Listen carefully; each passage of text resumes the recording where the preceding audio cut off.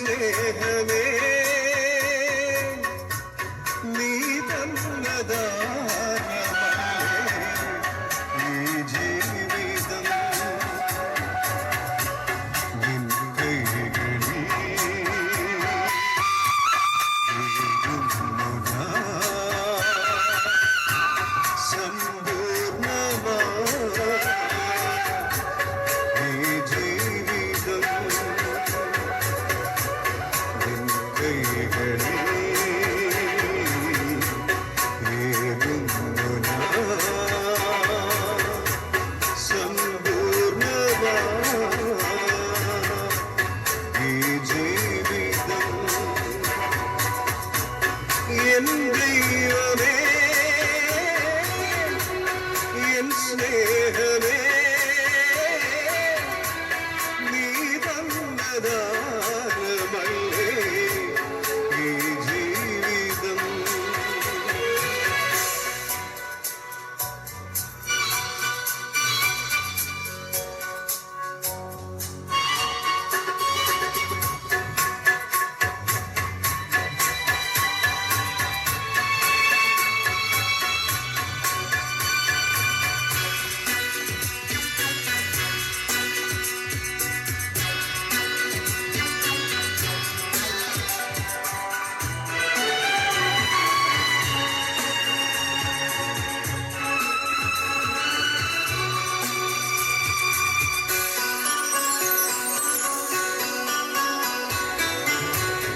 N മാർഗമേ N ജീവനേ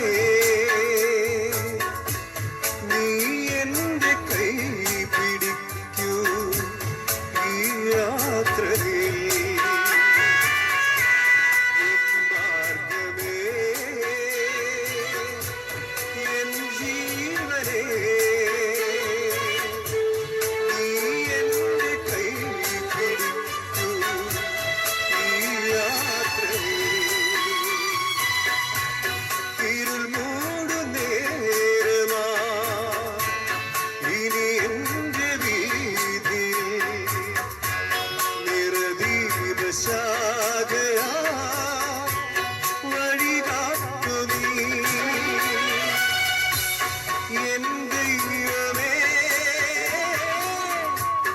N സ്നേഹമേ നീ തന്നദാനമല്ലേ ഈ ജീവിതം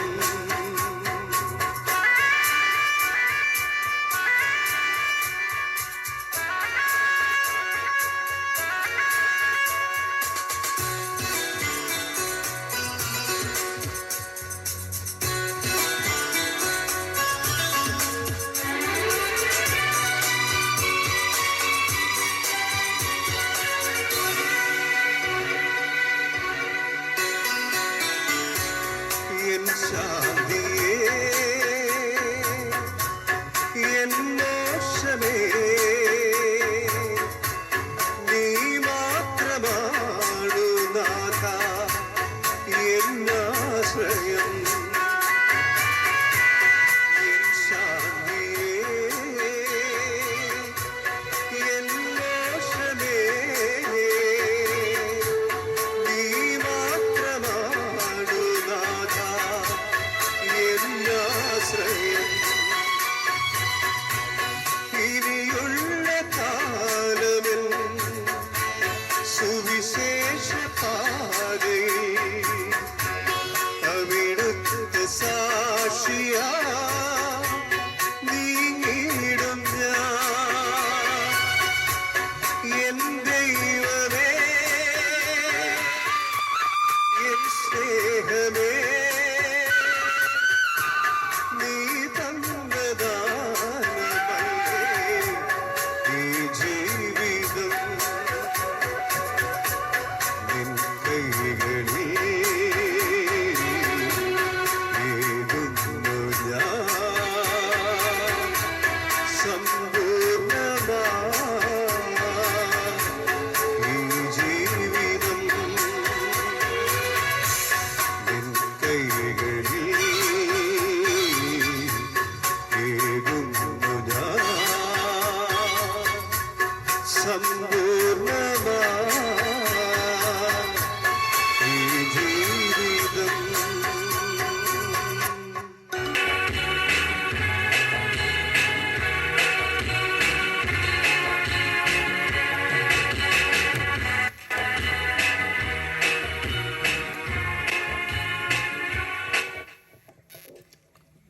തുടർന്നുള്ള ചില നിമിഷങ്ങൾ നിങ്ങളെ അഭിസംബോധന ചെയ്തുകൊണ്ട് കർത്താവായ യേശുക്രിസ്തുവിനെ കുറിച്ചുള്ള രക്ഷയുടെ സന്ദേശം പങ്കുവെക്കുവാൻ ആഗ്രഹിക്കുന്നു.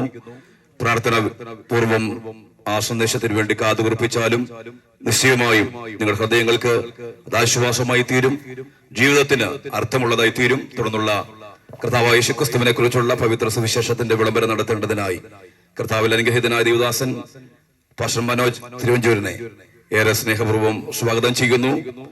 പ്രാർത്ഥനയോടെ ശ്രദ്ധിച്ചാലും വിടുതൽ പ്രാപിച്ചാലും.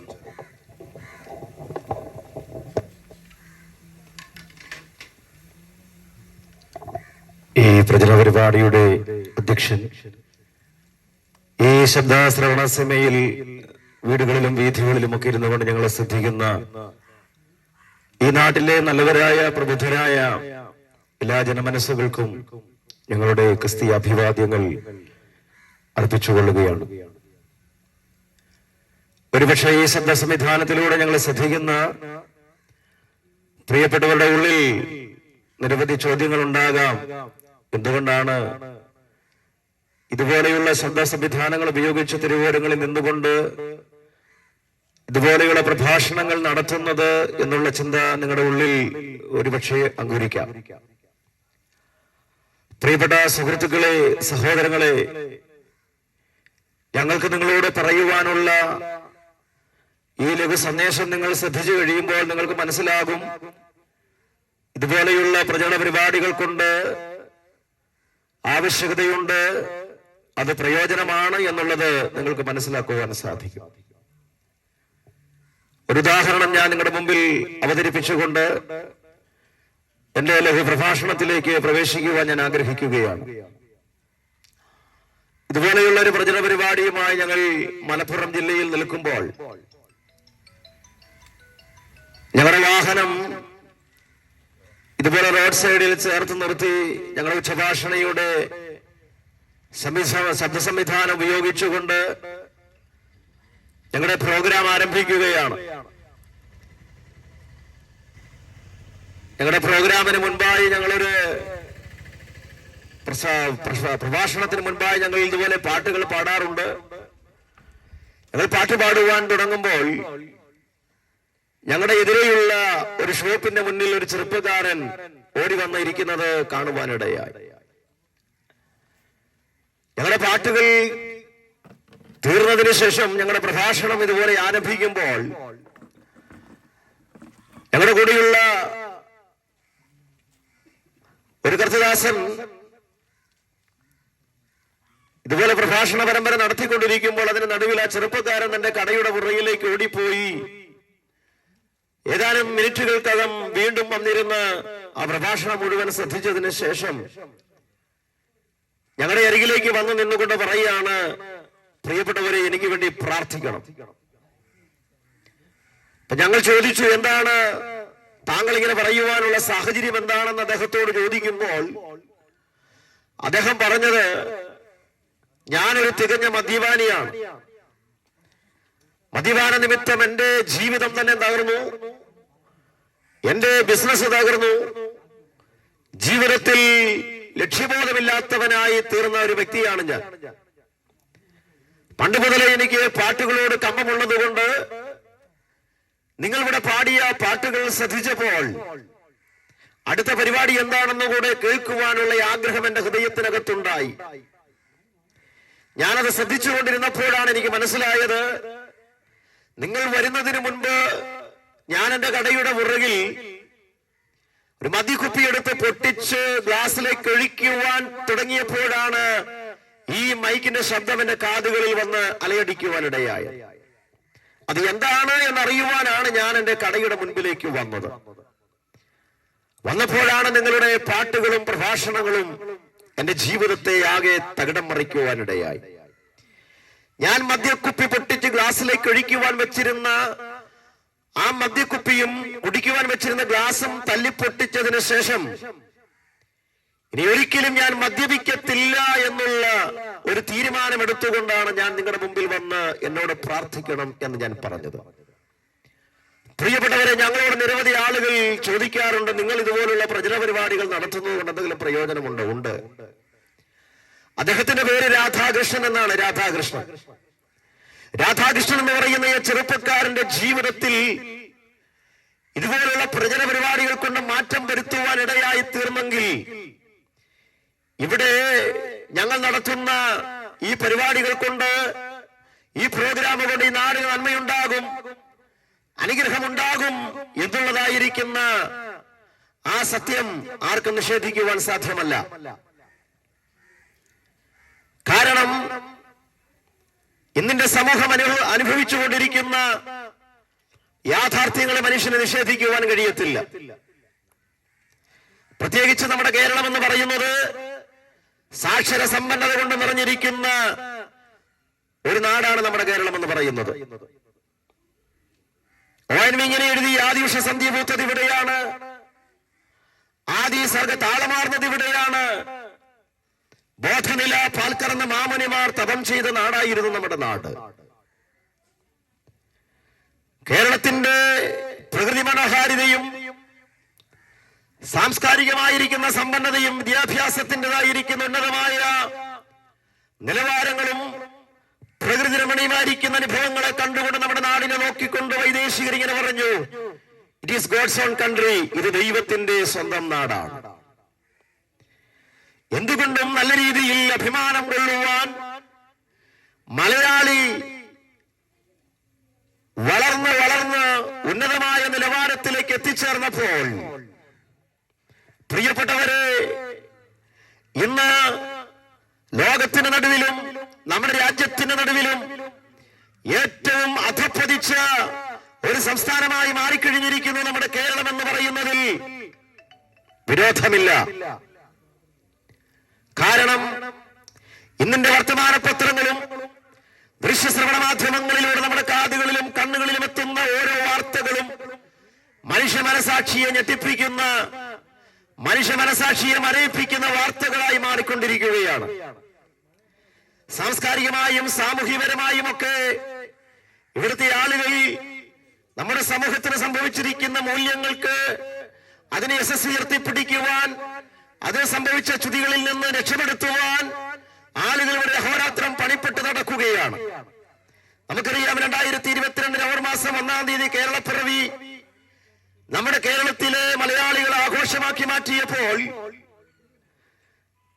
കേരളത്തിലെ സമുന്നതരായിരിക്കുന്ന രാഷ്ട്രീയ പ്രമുഖ നേതാക്കന്മാരും സാമൂഹ്യ തലങ്ങളിൽ നിൽക്കുന്ന ആളുകളും വിദ്യാഭ്യാസ മേഖലകളിലെ കലാലയങ്ങളിലെ ആളുകൾ, അയൽക്കൂട്ടം പോലെയുള്ള സംവിധാനങ്ങളിലെ ആളുകളൊക്കെ തെരുവോരങ്ങളിൽ വഴികളിൽ കരങ്ങൾ നീട്ടിപ്പിടിച്ചുകൊണ്ട് ഒരു പ്രതിജ്ഞ ചൊല്ലിയത് കേരളം മറന്നുപോയിട്ടില്ല.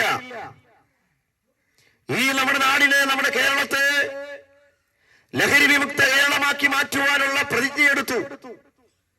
സകല ആളുകളും തെരുവോരങ്ങളിൽ നിന്നുകൊണ്ട് ലഹരി ഉപയോഗിക്കുകയോ അത് ഉപയോഗിക്കാൻ പ്രേരിപ്പിക്കുകയോ അത് വിൽക്കുകയോ ചെയ്യുകയില്ല. ഞാൻ എന്റെ നാടിനെ സ്നേഹിക്കുന്നു എന്ന് പറഞ്ഞ് എന്റെ രാജ്യത്തെ, എന്റെ നാടിനെ ലഹരി വിമുക്ത നാടാക്കി മാറ്റുമെന്ന് പ്രതിജ്ഞയെടുത്ത ആളുകളല്ലേ നമ്മൾ.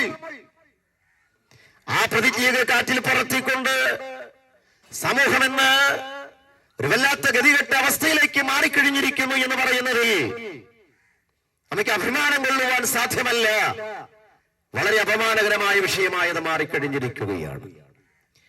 ഇന്നത്തെ വർത്തമാന പത്രത്തിൽ മലയാള മനോരമയുടെ ഫ്രണ്ട് പേജിൽ കിടക്കുന്നു, തിരുവനന്തപുരത്ത് വഴിയരികിൽ 2 ചെറുപ്പക്കാർ കയ്യിൽ മാരകായുധങ്ങളുമായി ആളുകളെ വെട്ടിപ്പരിക്കേൽപ്പിക്കുകയും ഞങ്ങളെ പോലെയുള്ള വൈദിക ശുശ്രൂഷ ചെയ്യുന്ന ഒരു വ്യക്തിത്വത്തെ, അദ്ദേഹത്തെ വെട്ടി അദ്ദേഹം ഹോസ്പിറ്റലിൽ അഡ്മിറ്റ് ആയിരിക്കുകയാണ്, പണം അപഹരിക്കുകയും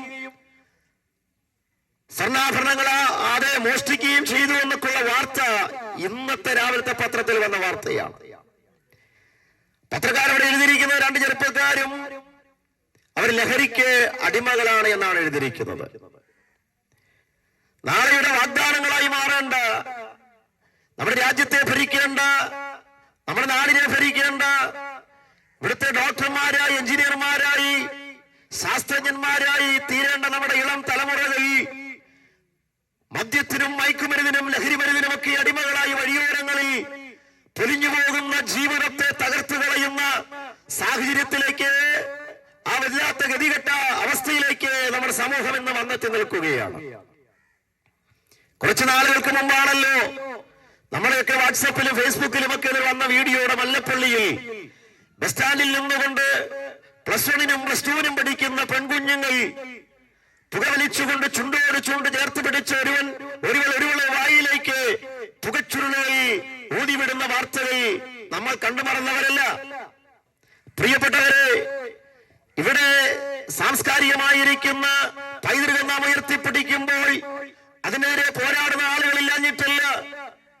ഇവിടെ ദേവാലയങ്ങളോ പുണ്യസ്ഥലങ്ങളോ ക്ഷേത്രങ്ങളോ മോസ്കുകളോ ആരാധനാലയങ്ങളോ പൂജാരികളോ പുരോഹിതന്മാരോ ഇല്ലാഞ്ഞിട്ടല്ല.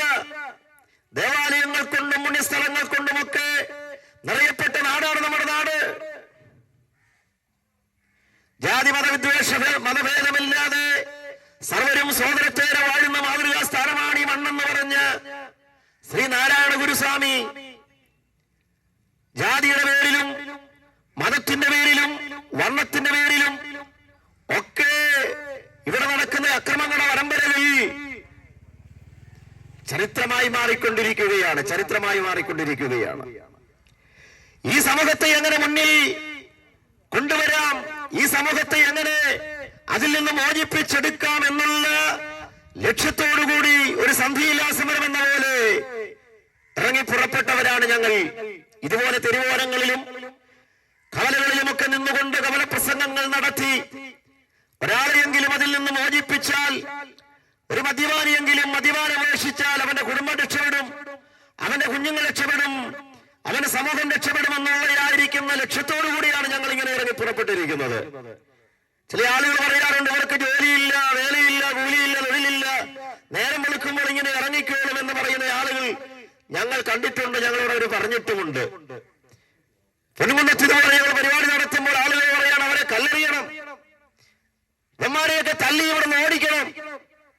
സുഹൃത്തുക്കളെ, ഞങ്ങൾ ചെയ്യുന്നത് എന്റെ തെറ്റെന്താണ്? ഒരു മദ്യപാനത്തിൽ നിന്ന് ഒരു വ്യക്തിയെ മോചിപ്പിക്കുന്നതാണോ? കഞ്ചാവിനും മയക്കുമരുന്നിനും അടിമയായി ജീവിച്ച് ജീവിതം ഹോമിച്ചു കളയുന്ന ചെറുപ്പക്കാര് അത് ചെയ്യരുത്, അത് പാപമാണെന്ന് പറയുന്നതാണോ തെറ്റ്? ഇതൊക്കെ ഒന്നും വകവയ്ക്കാതെ, വെയിലും മഴയും ഒന്നും വകവയ്ക്കാതെ ഇതുപോലെ തെരുവോരങ്ങളിൽ നിന്നുകൊണ്ട് ഞങ്ങൾ പ്രഭാഷണം നടത്തുന്നവരാണ്. ഞങ്ങളുടെ പ്രഭാഷണങ്ങൾ കൊണ്ട് അർത്ഥമുണ്ട് പ്രിയപ്പെട്ടവരെ. ഇന്ന് നാം അനുഭവിക്കുന്ന ഈ സാഹചര്യങ്ങൾ, അതിൽ നിന്ന് മോചനം കൊടുക്കുവാൻ ആർക്ക് സാധിക്കുമെന്നുള്ളതാണ് ഇന്നത്തെ ചിന്താവിഷയമായി മാറിയിരിക്കുന്നത്.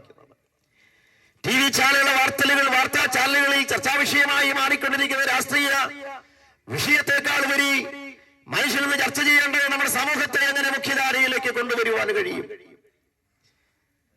അതിനിവിടെ ആളുകൾ അശ്രാന്തം ശ്രമിക്കുന്നുണ്ടെങ്കിലും നടക്കുന്നില്ല എന്നുള്ളതാണ്.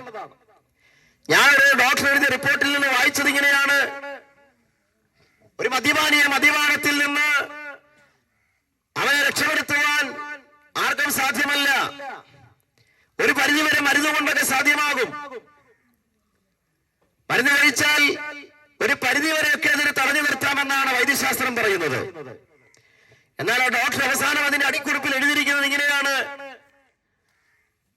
ആ മദ്യപിക്കുന്ന വ്യക്തി ഞാനിനി ഒരിക്കലും മദ്യപിക്കത്തില്ല എന്ന് സ്വയമായി അവൻ എന്ന് തീരുമാനമെടുക്കുവാൻ സാധിക്കുമോ, അന്നാണ് അവൻ അതിൽ നിന്നും പൂർണ്ണമായും മോചനം നേടുവാൻ കഴിയുക. അതാണ് പ്രിയപ്പെട്ടവരെ ഞങ്ങൾ പറയുന്നത്. അവനെ അലട്ടുന്ന, അവനെ വിട്ടുപിരിയാതെ ഒരു സഹചാരിയായി കൂടെ നിൽക്കുന്ന മദ്യപാനം, വെറുക്കുത്ത്, അതുപോലെയുള്ള ദുഷ്ട സ്വഭാവങ്ങളിൽ നിന്ന് അവനെ മോചിപ്പിക്കുവാൻ സ്വയമായി അവനെ തീരുമാനമെടുക്കുവാൻ അവനെ പ്രാപ്തനാക്കുന്ന സന്ദേശമാണ് ഞങ്ങൾ പങ്കുവയ്ക്കുന്നത്. മാനവ ചരിത്രത്തിൽ മനുഷ്യന്റെ മനസ്സിനകത്തേക്ക് ഇടിച്ചു കയറി അവന്റെ ജീവിത സ്വഭാവ വൈകല്യങ്ങൾക്ക് മാറ്റം വരുത്തിയ ഉലകത്തിലെ ഒരു സന്ദേശമുണ്ടെന്ന് പറഞ്ഞാൽ അത് കാലത്തിന്റെ കതിരവനായി നിൽക്കുന്ന കർത്താവായിരിക്കുന്ന യേശു ക്രിസ്തുവിന്റെ സന്ദേശമാണ്. ആയിരക്കണക്കിന് കോടിക്കണക്കിന് ആളുകൾക്ക് ജീവിതത്തിൽ രൂപാന്തരം വരുത്തി ഇന്നും അജയ്യമായി മുന്നോട്ട് പോകുന്ന സന്ദേശമാണ് സുവിശേഷത്തിന്റെ സന്ദേശം. അതുകൊണ്ടാണ് ഞങ്ങളിവിടെ സുവിശേഷത്തിന്റെ സന്ദേശം നിങ്ങളുമായി പങ്കുവയ്ക്കുന്നത്. ഈ സന്ദേശത്തെ ഭൂമിയിൽ നിന്ന് തുടച്ചു മാറ്റുവാൻ, ഈ സന്ദേശം പറയുന്ന ആളുകളെ തകർത്ത് കളയുവാൻ നിരവധി ആളുകൾ രംഗപ്രവേശനം ചെയ്തിട്ടുണ്ട്. പക്ഷേ അവരൊന്നും ഇന്ന് ഈ ഭൂമിയിലില്ല. ഇന്നും അജയ്യമായി സുവിശേഷത്തിന്റെ സന്ദേശം ഇതുപോലെ തെരുവോരങ്ങളിൽ പ്രസംഗിക്കപ്പെട്ടുകൊണ്ടിരിക്കുകയാണ്. രാഷ്ട്രീയപരമായി നമ്മുടെ രാജ്യത്ത് സമാധാനമില്ല, സാമൂഹ്യപരമായി സന്തോഷമില്ല, സമാധാനമില്ല. ജാതിയുടെ പേരിൽ, മതത്തിന്റെ പേരിൽ, വർണ്ണത്തിന്റെ പേരിൽ മനുഷ്യൻ അങ്ങോട്ടും ഇങ്ങോട്ടും വെട്ടിക്കൊല്ലുകയാണ്. നല്ലൊരു നാളുകൾ നമ്മുടെ നാട്ടിലുണ്ടായിരുന്നു.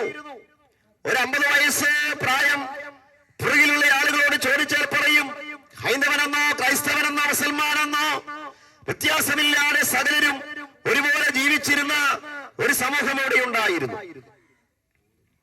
പക്ഷെ ഇന്ന് ജാതിയുടെ പേരിൽ, മതത്തിന്റെ പേരിൽ മനുഷ്യൻ അങ്ങോട്ടും ഇങ്ങോട്ടും കൊലവിളിക്കുകയാണ്.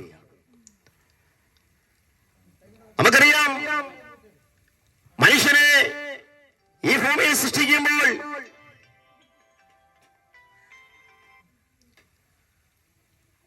മനുഷ്യനെ 4 ജാതികളായി സൃഷ്ടിച്ചു എന്നാണ് മനുസ്മൃതി പറയുന്നത്.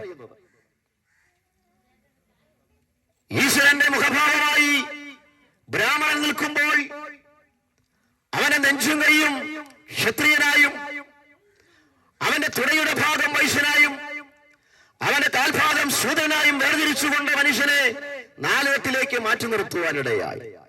ആ സമൂഹത്തിന്റെ പാരമ്പര്യത്തിന്റെ അധീനതയിൽ കിടന്ന് കഷ്ടമനുഭവിച്ച ഒരു കൂട്ടം ആളുകൾ നമ്മുടെ ഭാരതത്തിലുണ്ട്, നമ്മുടെ കേരളത്തിലുണ്ടായിരുന്നു. പുറത്തിറങ്ങി നടക്കുവാൻ കഴിയാതിരുന്ന ഒരു കാലഘട്ടം നമ്മുടെ നാട്ടിലുണ്ടായിരുന്നു. നല്ല വസ്ത്രം ധരിക്കുവാൻ കഴിയാതിരുന്ന ഒരു കാലഘട്ടം നമ്മുടെ നാട്ടിലുണ്ടായിരുന്നു. മാറുമറയ്ക്കുവാൻ നമ്മുടെ മാതാക്കൾക്കോ സഹോദരിമാർക്കോ കഴിയാതിരുന്ന ഒരു കാലഘട്ടം നമ്മുടെ നാട്ടിലുണ്ടായിരുന്നു. വേദം ചൊല്ലുന്നത് കേട്ടാൽ ശൂദ്രന്റെ ചെവിയിൽ ഈയമൊരുക്കി ഒഴിക്കണമെന്ന് കഠോര നിയമം നടപ്പിലാക്കിയിരുന്ന ഒരു നാടായിരുന്നു നമ്മുടെ നാട്. ഈ നാടിനായിരിക്കുന്ന ഈ സാഹചര്യങ്ങൾക്കൊക്കെ മാറ്റം വരുവാൻ കാരണമായത് ഇവിടെ നിരവധി നവോത്ഥാന നായകന്മാർ രംഗപ്രവേശനം ചെയ്തിട്ടുണ്ട്, ഇല്ല എന്ന് ഞങ്ങൾ പറയുന്നില്ല. അവരൊക്കെ ശക്തമായ സമര പോരാട്ടങ്ങളുടെ ചരിത്രത്തിന്റെ വീരകഥ എഴുതി ആളുകളെ സമുന്നതമായിരിക്കുന്ന സ്ഥാനങ്ങളിലേക്കും മുഖ്യധാരയിലേക്ക് കൊണ്ടുവന്നിട്ടുണ്ട്, തള്ളിക്കളയുന്നില്ല. പക്ഷേ ഇവിടെ മനുഷ്യന് സമൂലമായ മാറ്റം വരുത്തുവാൻ സാഹചര്യം ഉടലെടുക്കുവാനുള്ള സാഹചര്യം എന്ന് പറയുന്നത് കേരളത്തിന്റെ, ഇന്ത്യയുടെ ചരിത്രം പഠിക്കുന്ന ആളുകൾക്ക് മനസ്സിലാക്കുവാൻ സാധിക്കും. ഇവിടെ ക്രൈസ്തവ മിഷണറിമാർ ഭാരതത്തിലേക്ക് രംഗപ്രവേശനം ചെയ്തപ്പോൾ ആര്യ സംസ്കാരത്തിന്റെ അധീനതയിൽ കിടന്നിരുന്ന നമ്മുടെ ഭാരത മണ്ണിന്റെ മക്കളെ പുറത്തു കൊണ്ടുവരുവാൻ ക്രൈസ്തവ മിഷണറിമാർ ഇവിടെ കടന്നു വന്ന സുവിശേഷത്തിന്റെ വിത്തുകൾ മനുഷ്യ മനസ്സിലേക്ക് പാകിക്കൊടുത്ത് പള്ളിയോടുകൂടെ കൂടങ്ങൾ പണിത്, പള്ളിക്കൂടങ്ങൾ പണിത് അക്ഷരത്തിന്റെ വിത്തുകൾ മനുഷ്യന് പകർന്നു കൊടുത്ത് വിദ്യാഭ്യാസത്തിന്റെ സമ്പന്നതയിലേക്ക് അവനെ കൊണ്ടുവരുവാനിടയായപ്പോൾ ഇന്ന് നാം നല്ല വസ്ത്രം ധരിക്കുന്നു, ഇന്ന് നാം നല്ല ഭക്ഷണം കഴിക്കുന്നു. ഇതിന്റെയൊക്കെ പിന്നാമ്പുറങ്ങൾ നാം അന്വേഷിച്ചാൽ സുവിശേഷത്തിന്റെ സന്ദേശമാണ് മനുഷ്യന് സമൂലമായ മാറ്റം വരുത്തുവാനിടയായത്. അതാർക്കും നിഷേധിക്കുവാൻ സാധ്യമല്ല. ആളുകൾ ഇന്ന് ചരിത്രത്തെ വളച്ചൊടിച്ചുകൊണ്ട്, എന്തിനേറെ ഇന്ത്യയുടെ ചരിത്രം പോലും മാറ്റിമറിച്ചുകൊണ്ട്, ഞാൻ മുമ്പേ പറഞ്ഞ മനുസ്മൃതിയുടെ ആ ഒരു ചിന്താധാരയിലേക്ക് നമ്മുടെ ഭാരതത്തെ കൊണ്ടുവരുവാൻ ആളുകൾ ഇന്ന് അഹോരാത്രം അധ്വാനിച്ചു കൊണ്ടിരിക്കുമ്പോൾ അത് സാധ്യമാകത്തില്ല എന്നുള്ളതാണ് ഞങ്ങൾക്ക് ഇവിടെ അടിവരയിട്ട് പറയുവാൻ സാധിക്കുന്നത്. ആ വിഷയത്തിലേക്ക് ഞാൻ രംഗപ്രവേശനം ചെയ്യുന്നില്ല. എന്റെ വാക്കുകൾക്ക് ഞാൻ ഇവിടെ അവസാനത്തെ കുത്തിടുവാൻ ആഗ്രഹിക്കുകയാണ്. എന്നെ കേൾക്കുന്ന വാത്സല്യ പ്രിയപ്പെട്ടവരെ, സഹോദരി സഹോദരന്മാരെ, ഞങ്ങൾക്ക് നിങ്ങളോട് പങ്കുവെക്കുവാനുള്ള സന്ദേശം എന്ന് പറയുന്നത്, നമ്മുടെ നാട് രക്ഷപ്പെടണമെങ്കിൽ, നമ്മുടെ നാട്ടുകാർ രക്ഷപ്പെടണമെങ്കിൽ, നമ്മുടെ കുഞ്ഞുങ്ങൾ രക്ഷപ്പെടണമെങ്കിൽ ഈ സുവിശേഷത്തിന്റെ സത്യത്തിലേക്ക് മനുഷ്യൻ എന്ന് മനസ്സിലാക്കുമോ അന്ന് മാത്രമേ സാധ്യമായി തീരുകയുള്ളൂ. ഒരു കരണത്തടിക്കുന്നവനെ മറ്റൊരു കരണം കൂടെ കാണിച്ചു കൊടുക്കണമെന്ന് ലോകത്തോട് വിളംബരം ചെയ്തൊരു നേതാവുണ്ടെങ്കിൽ അത് കർത്താവായിരിക്കുന്ന യേശു ക്രിസ്തുവാണ്. അവന്റെ സ്നേഹത്തിന്റെ സന്ദേശം മനുഷ്യന്റെ മനസ്സിനെ എന്നേക്കുമായി രൂപാന്തരം വരുത്തി അവനെ മനസാക്ഷിയുള്ളവനാക്കി മാറ്റുകയാണ്. ഞാൻ ചോദിക്കട്ടെ, ഞങ്ങൾക്ക് ധൈര്യത്തോടെ ചങ്കുറപ്പോടെ പറയുവാൻ കഴിയും, ഞങ്ങളൊരു ഫോൺ കോൾ വിളിച്ചാൽ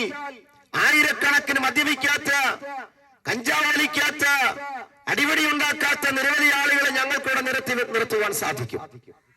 താങ്കൾക്ക് സാധിക്കുമോ? നിങ്ങൾക്ക് സാധിക്കുമോ? ഞങ്ങൾക്ക് സാധിക്കുമെന്ന് ഞങ്ങൾക്ക് അടിവരയിട്ട് പറയുവാൻ കഴിയും. കാരണം കയ്യിൽ വടിവാളും മാരകായുധങ്ങളും ഒക്കെ പിടിച്ചുകൊണ്ട് പട്ടാപ്പകൽ പോലും നാടിനെ വിറപ്പിച്ചു നടത്തിയ ആളുകൾ ഞങ്ങളോടൊപ്പമുണ്ട്. കാരണം ഇന്നവരെ ക്രിമിനൽ കുറ്റവാളികളല്ല. നാട്ടുകാർക്കും വീട്ടുകാർക്കും അവരുടെ കൂടപ്പിറപ്പുകൾക്കും കൂട്ടുകാർക്കും ഒക്കെ തലവേദനയായി മാറിയ സാഹചര്യത്തിൽ നിന്ന് സമൂഹത്തിൻ്റെതായിരിക്കുന്ന നല്ല നിലയിലേക്ക് കടന്നു വരുവാൻ അവരെ പ്രാപ്തരാക്കി മാറ്റിയത് അവരാശ്രയിച്ചിരുന്ന രാഷ്ട്രീയ പ്രസ്ഥാനങ്ങളല്ല, അവർ വായിച്ചറിഞ്ഞ പുസ്തകങ്ങളിലെ അറിവുകളല്ലായിരുന്നു. ഞങ്ങളെ പോലെയുള്ള ആളുകൾ ഇതുപോലെ തെരുവിൽ നിന്നുകൊണ്ട് പ്രസംഗിച്ച സുവിശേഷത്തിന്റെ സന്ദേശം അതവരുടെ ഹൃദയത്തിനും മനസ്സിനും രൂപാന്തരം വരുത്തിയപ്പോൾ അവരുടെ അറയിൽ തിരികിയ കഠാരയും വടിവാളും ഒക്കെ വലിച്ചെറിഞ്ഞുകൊണ്ട് സുവിശേഷത്തിന്റെ വക്താക്കളായി ഇവർ മാറുവാനിടയായി. നിരവധി ആളുകളെ നിരത്തി വെക്കുവാൻ ഞങ്ങൾക്ക് സാധിക്കും. അതുകൊണ്ട് പ്രിയപ്പെട്ടവരെ, ഈ മനുഷ്യ ജീവിതത്തിൽ കലർന്നുകൊണ്ടിരിക്കുന്ന പാപത്തിന്റെ വൈകല്യ സ്വഭാവങ്ങളായ ഈ കുറ്റകൃത്യങ്ങളിൽ നിന്ന്, മദ്യപാനത്തിൽ നിന്ന്, മോഷണങ്ങളിൽ നിന്ന്, കഞ്ചാവലിയിൽ നിന്നൊക്കെ മനുഷ്യനെ പുറത്തു കൊണ്ടുവരുവാൻ, അവന്റെ മനസ്സിനോടും മനസാക്ഷിയോടും സംസാരിക്കുവാൻ കഴിയുന്ന ഉലകത്തിലെ ഒരേ ഒരു സന്ദേശം അത് കർത്താവായിരിക്കുന്ന യേശുക്രിസ്തുവിന്റെ സന്ദേശമാണ്. ആ സുവിശേഷത്തിന്റെ സന്ദേശത്തിന് മാത്രമേ നമ്മുടെ രാജ്യത്തെ രക്ഷിക്കുവാൻ കഴിയുകയുള്ളൂ, നമ്മുടെ നാടിനെ രക്ഷിക്കുവാൻ കഴിയത്തുള്ളൂ, നമ്മുടെ തലമുറകളെ രക്ഷിക്കുവാൻ കഴിയത്തുള്ളൂ, നമ്മുടെ സംസ്ഥാനത്തെ രക്ഷിക്കുവാൻ കഴിയത്തുള്ളൂ എന്ന് അടിവരയിട്ടുകൊണ്ട് ഇവിടെ പറഞ്ഞുകൊണ്ട് എനിക്ക് പ്രഭാഷണത്തിന് അവസരം തന്ന് ഇതിന്റെ പ്രിയപ്പെട്ട സംഘാടകരോട് നന്ദിയുടെ പൂച്ചെണ്ടുകൾ അർപ്പിച്ചുകൊണ്ട് വാക്കുകൾക്ക് അവസാനം കുറിക്കുന്നു. ദൈവം ഈ നാടിനെയും നാട്ടുകാരെയും അനുഗ്രഹിക്കുമാറാകട്ടെ.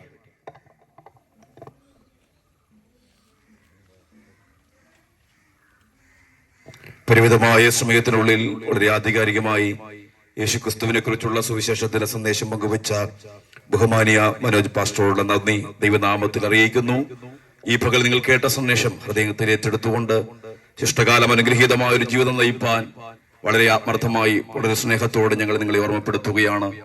മനുഷ്യന് രൂപാന്തരം നൽകുന്ന, മനുഷ്യന്റെ പ്രശ്നങ്ങൾക്ക് മാറ്റം നൽകുന്ന, മനുഷ്യൻ അനുഭവിക്കുന്ന സമസ്ത തിന്മയുടെ സ്വാധീനങ്ങൾക്കകത്ത് നിന്ന് അവരെ പുറത്തു കൊണ്ടുവരുന്ന ഏക സന്ദേശം അത് യേശുക്രിസ്തുവിന്റെ പരിപാവനമായിട്ടുള്ള പവിത്രമായിട്ടുള്ള സുവിശേഷത്തിന്റെ സന്ദേശമാണ്.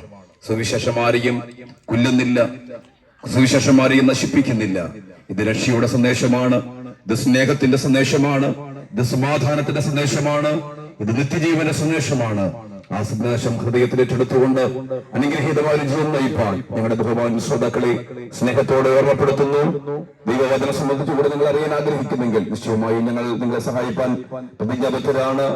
വേലപ്പാടുകളിൽ പ്രവർത്തിക്കുന്ന IPC ഗിൽഗാൽ സഭയുടെ ആഭിമുഖ്യത്തിലാണ് ഈ പ്രവർത്തനങ്ങൾ ഇവിടെ നടക്കുന്നത്. നിശ്ചയമായും നിങ്ങളെ പ്രാർത്ഥനയിൽ സഹായിപ്പാൻ, ദൈവവചനം കൂടുതൽ നിങ്ങൾക്ക് പറഞ്ഞു തരുവാനൊക്കെ ഞങ്ങൾ പ്രതിജ്ഞാബദ്ധരാണ്. നിങ്ങളുടെ ജീവിതം ധന്യമായി മാറട്ടെ, അനുഗ്രഹപൂരിതമായി മാറട്ടെ എന്ന് ആത്മാർത്ഥമായി ഞങ്ങൾ പ്രാർത്ഥിക്കുന്നു. ഈ ആത്മീയ ശുശ്രൂഷ പ്രാർത്ഥിച്ച് ഞങ്ങളിവിടെ സമാപിക്കാൻ ആഗ്രഹിക്കുന്നു. ഞങ്ങളൊപ്പമുള്ള പ്രിയ ജോയിച്ചാൻ ഇങ്ങോട്ട് കിടന്നുവെന്ന് പ്രാർത്ഥിക്കും.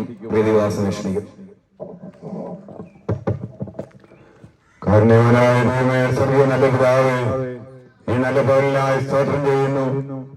ഏതാണ്ട് 2024 വർഷങ്ങൾക്ക് മുമ്പ് ദാവീദിന്റെ സന്തതിയായി ജനിച്ചു മരിച്ചടക്കപ്പെട്ട് ഉയർത്തെഴുന്നേറ്റവനായ യേശുക്രിസ്തുവിനെ ഉയർത്തുവാൻ അടിയങ്ങൾക്ക് ഭാഗ്യം ലഭിച്ചവർക്ക് സ്തോത്രം ചെയ്യുന്നു. ഈ കുന്നൻ മോറിൽ വന്ന് കർത്താവേ തിരുവചനം സംസാരിപ്പാൻ ദൈവമേ അവർക്ക് കൃപയോർത്ത് സ്തോത്രം ചെയ്യുന്നു. എല്ലായിടങ്ങളിൽ നിന്നായി കടന്നു വന്ന ദൈവവൃത്യന്മാർക്കായി സ്തോത്രം, കേട്ട ഈ ദേശനിവാസികൾക്കായി സ്തോത്രം. ദൈവമേ ഓർമ്മയായി വിടയട്ടെ. ഇനി വരും കാലങ്ങളിൽ ഒരു ആത്മീയ വിപ്ലവം ഉണ്ടാവാൻ ദൈവം ഈ കുന്നൻ മോളിൽ സഹായിക്കട്ടെ എന്ന് പ്രാർത്ഥിക്കുന്നു. പ്രാർത്ഥന കേട്ട് കൃപയ്ക്കായി സ്തോത്രം, യേശുവിൻ നാമത്തിൽ തന്നെ. അമ്മേൻ. ഇതുവരെ ഞങ്ങളെ ശ്രദ്ധിച്ച എല്ലാവരോടുമുള്ള ഗൈരവമായിട്ടുള്ള നന്ദിയും കടപ്പാടും അറിയിക്കുന്നു. യേശുക്രിസ്തു പാപികളെ രക്ഷിക്കുന്നു, യേശുക്രിസ്തു രോഗികളെ സൗഖ്യമാക്കുന്നു, അവിടുന്ന് പരിശുദ്ധാത്മാവിനെ നൽകുന്നു. യേശുക്രിസ്തു രാജാതിരാജാവായി വേഗം വരുന്നു. ആ യേശുക്രിസ്തുവിനെ എതിരേൽപ്പാൻ ഒരുങ്ങിക്കൊള്ളുക. ഇതുവരെ ശ്രദ്ധിച്ച എല്ലാവരെയും ദൈവം സമാധാനവും സന്തോഷവും നൽകി അനുഗ്രഹിക്കട്ടെ എന്ന് ആത്മാർത്ഥമായി പ്രാർത്ഥിച്ചുകൊണ്ട് ഈ ആത്മീയ ശുശ്രൂഷകൾ ഞങ്ങളുടെ സമാപിപ്പിക്കുന്നു. ദൈവം എല്ലാവരെയും മാനിക്കുമാറാകട്ടെ.